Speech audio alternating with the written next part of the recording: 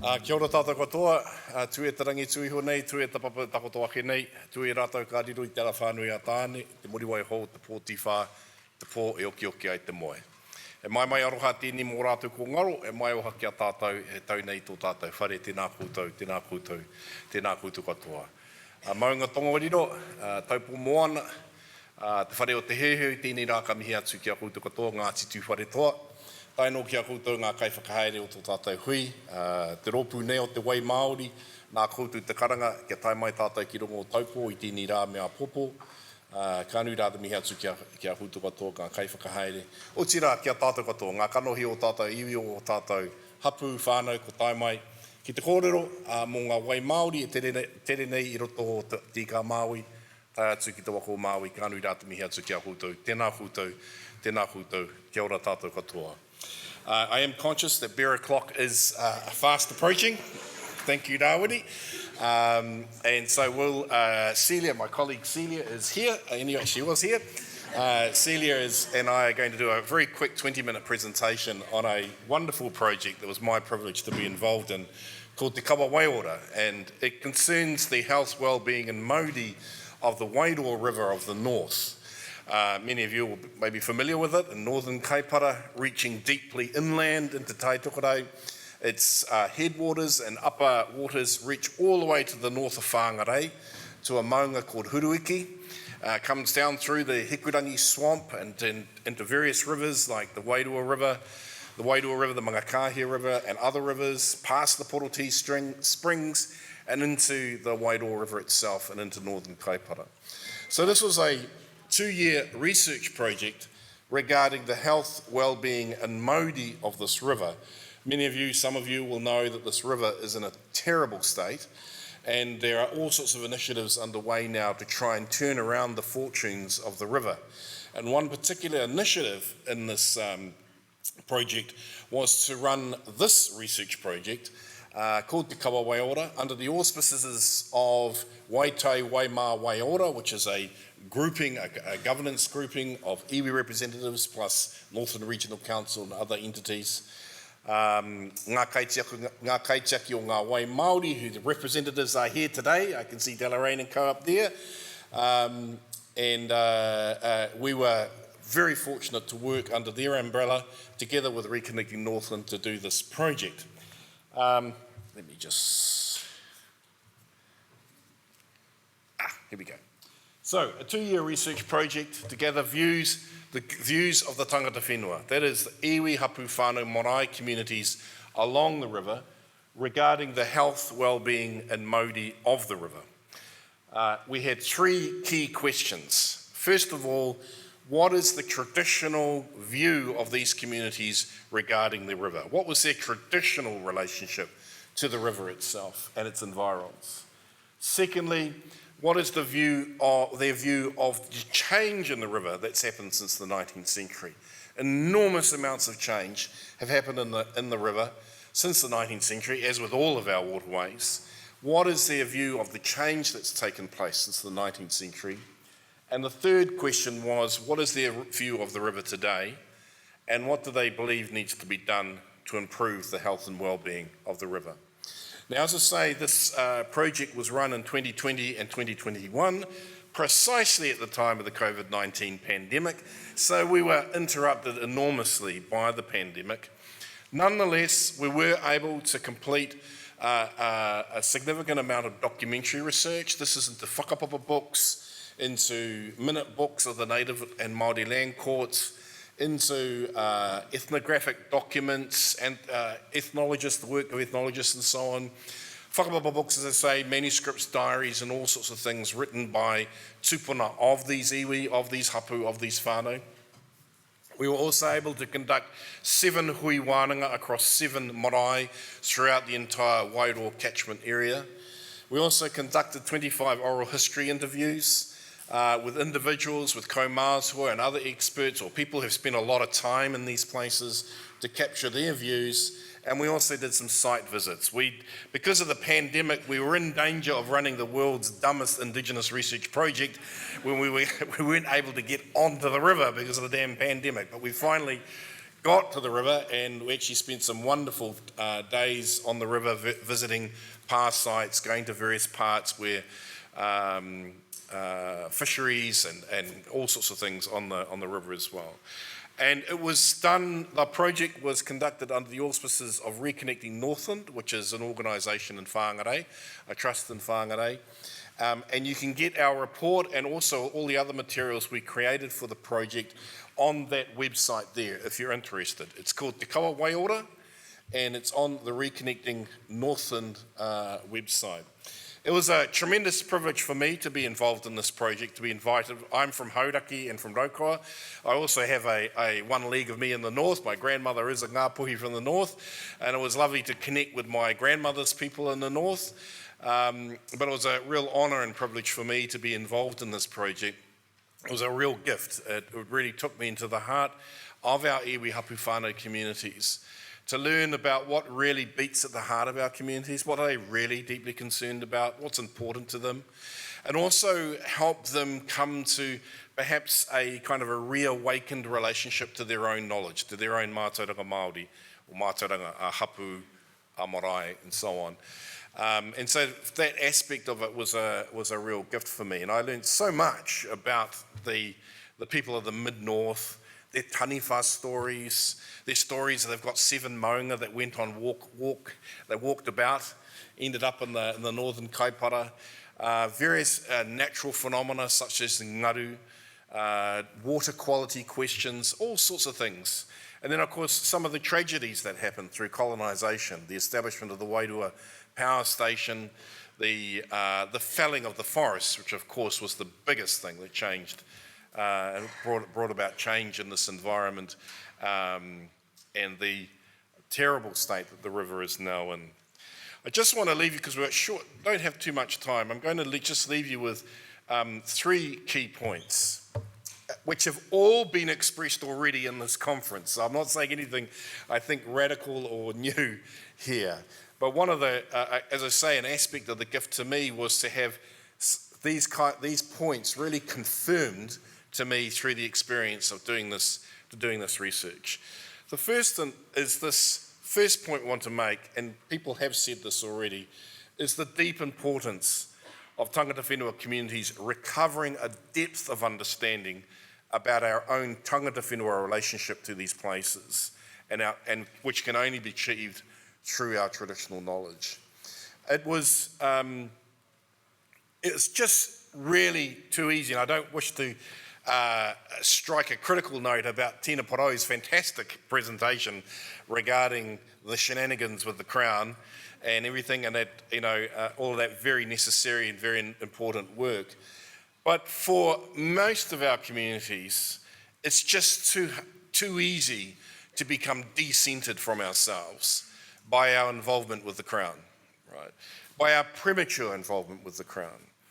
It's unavoidable. We will get caught up with local government. It's unavoidable, and local and central government and so on.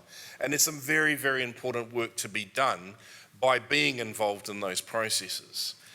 But we need not have all of our people involved in those processes. Perhaps leave them to Tina won't like me saying this, but Tina's clearly fantastic and passionate about this. But it's really important that we really centre ourselves as a people and get our keel reaching deep into the waters of our pre-existing knowledge and into the waters of our identity. We've all had 1,000 years of relationship to this whenua, and more, perhaps. The key things, we have a depth of relationship, and it is fair to say that we are operating somewhat on a reasonably shallow understanding, us as a people, regarding our own knowledge. I think that's fair to say. There are individuals amongst us who have a depth of knowledge and an understanding, but as a people, as an iwi or a hapū, we're operating on a reasonably shallow understanding. I coined a phrase during this research which I did not use in the research report because I didn't want to sound judgmental or high-handed or a bit arrogant. But there's a truth in that many of our iwi hapū whānau communities are struggling with a kind of poverty I call mātauranga Māori poverty, where we just do not have the knowledge resources we once had amongst our people. And there's a tremendous effort and also a lot of pain associated with that effort to somehow recover all of our traditional knowledge, or as much as we possibly can, noting that much has been lost to history, to recover that sense of mana whenua, that sense of tangata whenua in our lives. It's really critically important that if after all of our efforts we end up creating a brown kāwanatanga, I suggest to you that's not where our dreams really lie. We've got to somehow rediscover a fundamentally alternative view of life, of the world, which is grounded in tino rangatiratanga, grounded in mātauranga Māori, and not overly decentered through our relationship with the kāwanatanga going forward. So the deep importance of tangata whenua communities recovering a tangata whenua relationship to the natural world, to the places that are tremendously important to us. There were some marvellous moments in our hui when we saw members of our iwi hapu whānau communities coming back to their marae and sharing with other whanaunga there, not with me, but with other whanaunga there. Look what I discovered in my grandfather's whakapapa book. Look what Auntie wrote in 1921 about such and such. Look what our tupuna said in 1893 about this and so on. To bring that back out again, to offer a process where they could bring that back out again and reacquaint ourselves with the depth of our knowledge was a real gift and a humbling thing for me to be involved in. One final point on this is do not underestimate how much of our traditional knowledge was actually recorded. I'm constantly surprised by how much stuff is actually being recovered and revealed again from out the cupboards deep in the back of Auntie's house somewhere, or under the bed, or indeed in libraries and archives and so on. So that's the first point I wanted to share with you, was just how fundamentally important this is, the recovery of our traditional knowledge and the rekindling of our tangata whenua relationship to these places. The second point I wish to share with you is the deep importance now and the necessity of ground-up tangata whenua-led solutions and actions based upon ethics of deep care, of aroha and kaitiakitanga. The Crown is not going to present the solutions finally that we seek. We actually have no alternative as a nation but to turn to tino rangatiratanga, to turn to mātauranga Māori, to turn to the depth of our own relationships and histories and traditions, and to rekindle the sense of an Indigenous relationship to place. I don't think we've actually got an alternative but to do this. If in the future, this is in the report, in our report, if in the future the Crown, i.e. local government, as much as they say they're not the Crown, they're very definitely the Crown, very definitely Crown. If the Crown and its agencies are the only parties resourced sustainably over time to conduct environmental management and community management in the future, we are not going to see the change we wish to see. The only alternative is ground-up kaitiaki initiatives led by iwi hapu whānau communities based upon ethics of deep care and aroha and kaitiakitanga. That's really the only, to supplement what the Crown can offer. One final point is it's very clear that these communities hold the Crown accountable for the disastrous state that the Wairoa River is now in. There is no other party responsible but the Crown.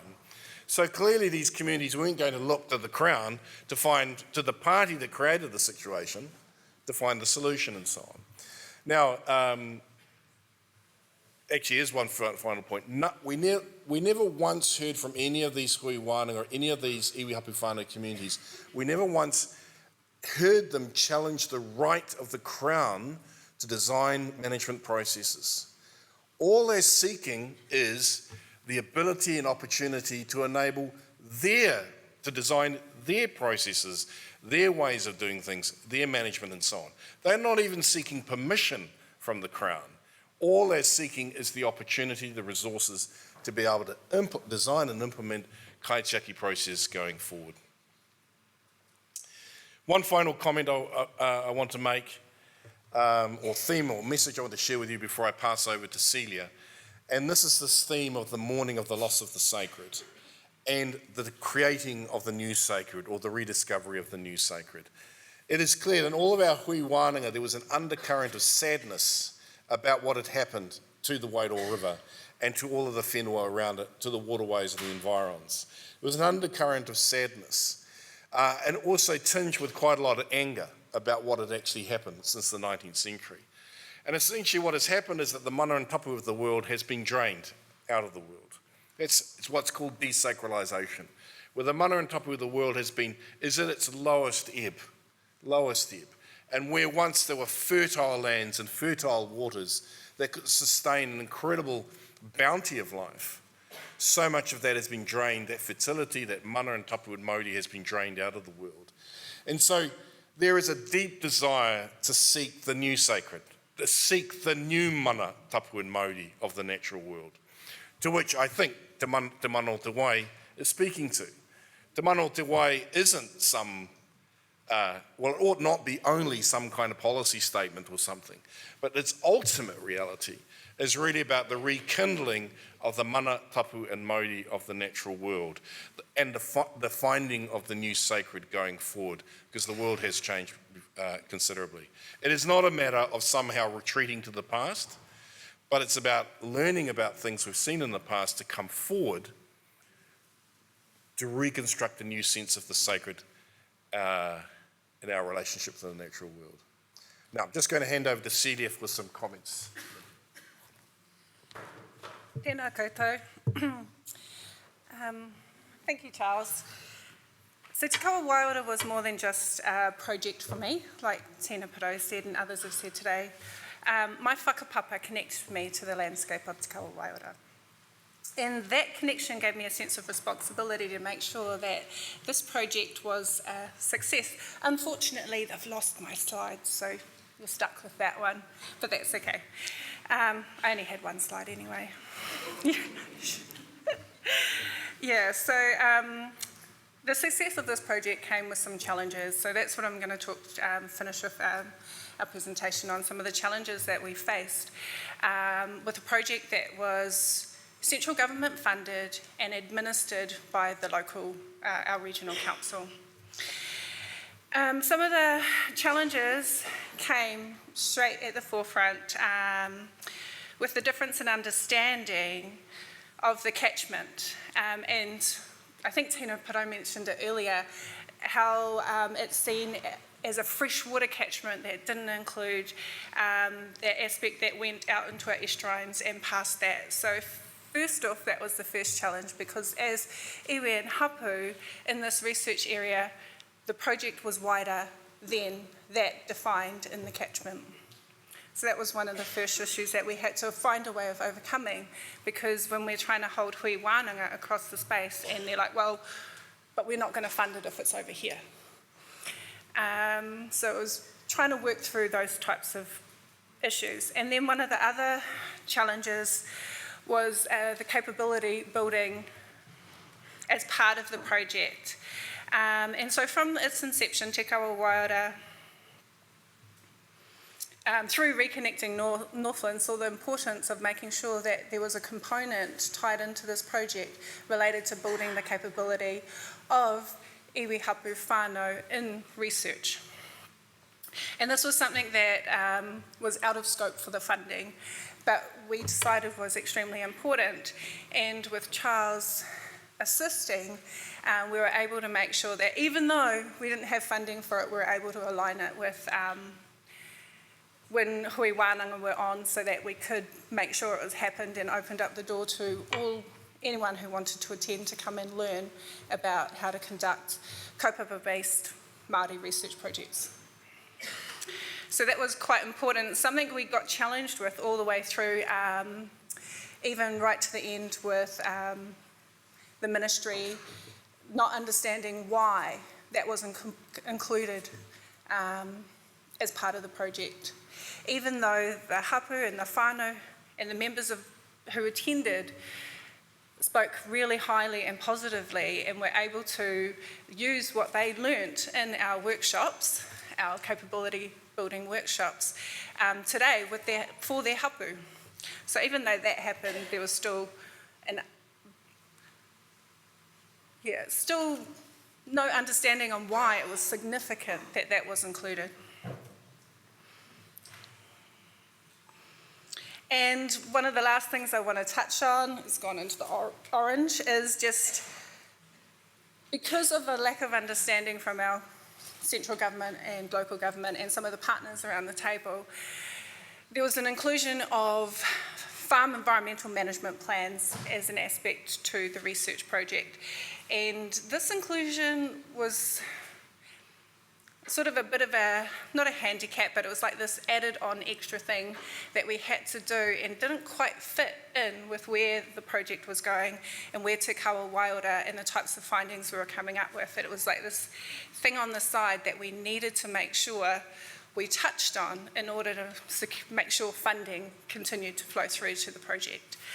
And once again, that ties back into people who have talked earlier about some of those, we have to have farm environmental plans by this date, so tangas whenua, go out there and provide us, what you're going to put into those for us. So we constantly had to battle that as well.